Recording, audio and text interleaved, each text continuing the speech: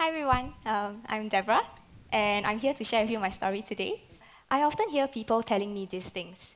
You are so inspiring. The work that you do is amazing. How did you even find the courage to set up your own social enterprise?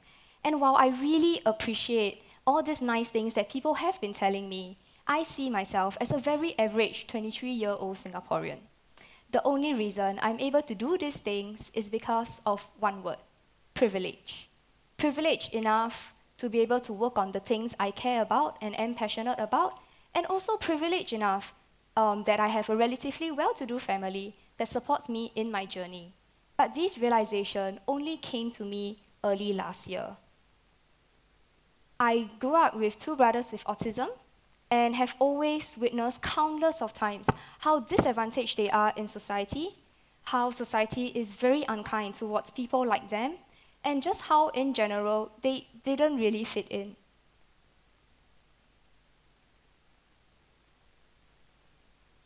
Okay. But I never understood these experiences, and I never understood these feelings that my brothers were facing, because on the converse, I was an extremely lucky girl. I was given all sorts of opportunities: leadership programs, character development, overseas exchange programs. But my childhood was not as positive. I remember in the early days, my younger brother would melt down almost every weekend and spoiling all kinds of possibilities of family outings. And because of that, I didn't enjoy show and tell lessons as well. Because while all my classmates were talking about how much fun they had with their siblings over the weekends, I could never relate to those experiences. And these accumulated experiences made me feel very isolated and alienated. In secondary 3, when my family was sending me to Changi Airport for my exchange trip to Melbourne, my elder brother asked my mom, why do I get to go to so many different countries with my school, and yet he was never considered for such opportunities at all. I felt something in my heart when I heard him say that. But to a 15-year-old girl, going to board a plane with my friends flying to a foreign country was just so much more exciting and enticing as compared to pondering about why life was so different for my brothers. So I ignored that slight discomfort. Sorry, yeah? Okay, so now you would think that my experiences actually led me to what I'm doing today, but it was actually quite the opposite.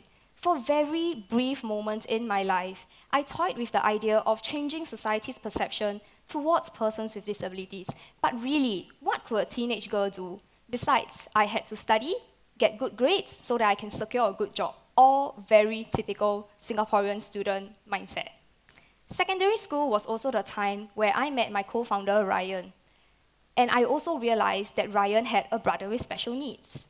Upon knowing that fact, I was so excited that I finally found someone who would understand my feelings and my situation, someone that I could finally connect with. But of course, it was nothing like that. So I found out that Ryan was actually a saint, the kind that would be profiled on news media as the perfect representation, promoting positivity, hope, and inclusion. But it took an online article to actually shatter that entire worldview, seeing how a group of special needs school teachers were making snide remarks about their student was enough to make it his life goal to combat condescending attitudes of society towards persons with disabilities. So that was back in 2011, and 19-year-old Ryan then excelled in one thing, which was dragon boating. So he conceived this idea of wanting to train an entire team of persons with disabilities in the sport. And it made perfect sense to him because dragon boating is perceived as a very physically and mentally demanding sport. And the fact that if they were able to race, that would really make a bold statement that persons with disabilities are our equal. So coincidentally, he chanced upon this idea competition. So he submitted the idea and got through the first round himself.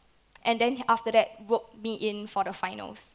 Years later, I would find out that he only got me into the finals because he realized that I could speak well and design nice slides, or at least better than him.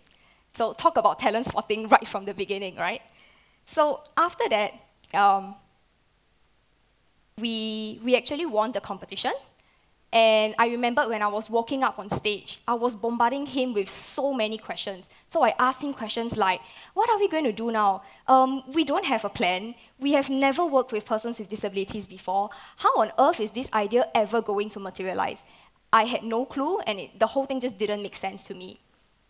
So because we had no plan, we did totally nothing for the next few weeks after the competition, until one day the organizers called us to check on the progress, and we were like, oh, yeah, I'm working on it, yeah, I'm trying to get in touch with a few organizations. Yeah, that was a total lie.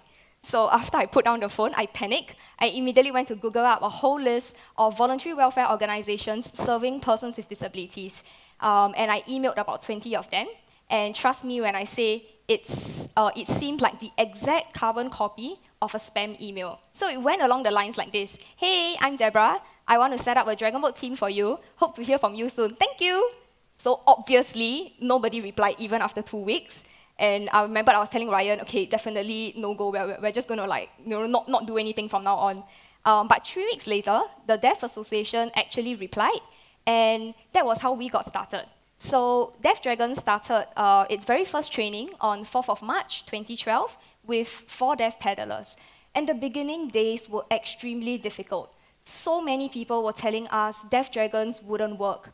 How on earth can deaf people dragon boat when dragon boating is such a verbal and communicative sport? And how were we going to communicate with our deaf paddlers when we had no prior knowledge or experience in sign language? But thanks to partners like StarHub, who believe in us enough to commit to a 3-year sponsorship. So with their support, the team grew, and by 2014, we had participated in multiple local and international competitions. And because we were performing well enough, more people started taking notice of us, and more support also came pouring in. And this was actually a pivotal moment in my life. Seeing the kind of impact that a team like Deaf Dragons had created, it really changed my perception of persons with disabilities and turned me into an advocate for them. So now, we needed to win more competitions so we could make bigger and bolder statements that persons with disabilities are our equal, stop discriminating them and leaving them behind. So I sent them, so we started getting our deaf paddlers to go to the gym, only for them to come back telling us, oh, I don't know how to use the gym equipment or do the exercises that we wanted them to do. So I sent, once again, I sent a few more YouTube links to them, and they came back telling me, Coach, I can't watch this video. I don't understand it at all. Back then in 2014, YouTube didn't have subtitles or closed captioning. So that was when we conceived this crazy idea of wanting to create Singapore's first inclusive gym. But upon further research and speaking to hundreds of people, we realized that there was a bigger gap, a more urgent issue to be addressed. There was little to no awareness and education of persons with disabilities in society. And due to this gap, it was causing so much misconceptions and discrimination towards this group of people. So that's how Society Staples came about. We formed in 2015, and through our team building workshops, community outreach events, and school programs, we want to raise awareness and educate the public about persons with disabilities, and also empower everyone to contribute to the inclusive movement that we are building. And our vision is extremely simple. We want to create an inclusive future for them. 5 years ago, the word inclusion barely existed.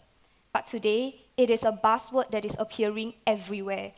Everyone from the government to corporations and even individuals are prepared to put in every ounce of effort to increase the quality of lives of persons with disabilities and also to integrate them into society. But I speak to the people who are not on the bandwagon yet.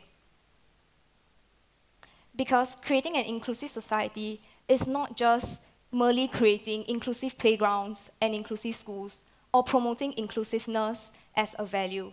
An inclusive society only materializes when every single one in society is involved. When people start seeing persons with disabilities not for their disability, but for who they are, and when they can be fully integrated into society, not treated or regarded as a marginalized group. Thinking back in my life, I realized that I had privilege in every step of the way, From being able to dream and hope that I'll be driving a Porsche when I'm 25 years old, to getting all kinds of opportunities, and even running my own social enterprise right now. But the narrative is so, so different for so many persons with disabilities and other people out there. Some of them don't even have a dream. Some of them don't even dare to dream about the possibilities and the future because they are so busy fighting daily struggles and discrimination that they have no time to think about this sort of things. So my challenge to you is this: start recognizing and acknowledging the privileges that you have. And after you have done that, what are you going to do about it? Are you going to continue to turn a blind eye to the issues plaguing society, or will you open up yourself to different perspectives and opinions and take whatever privilege that you have and pay it forward? I dream of the day where the word inclusion doesn't even exist anymore, because that means Singapore and the entire world has become so inclusive that we don't even need to use the word to remind or teach people how to practice inclusion. I have just begun my journey. Now will you join me and create an inclusive future together? Thank you very much.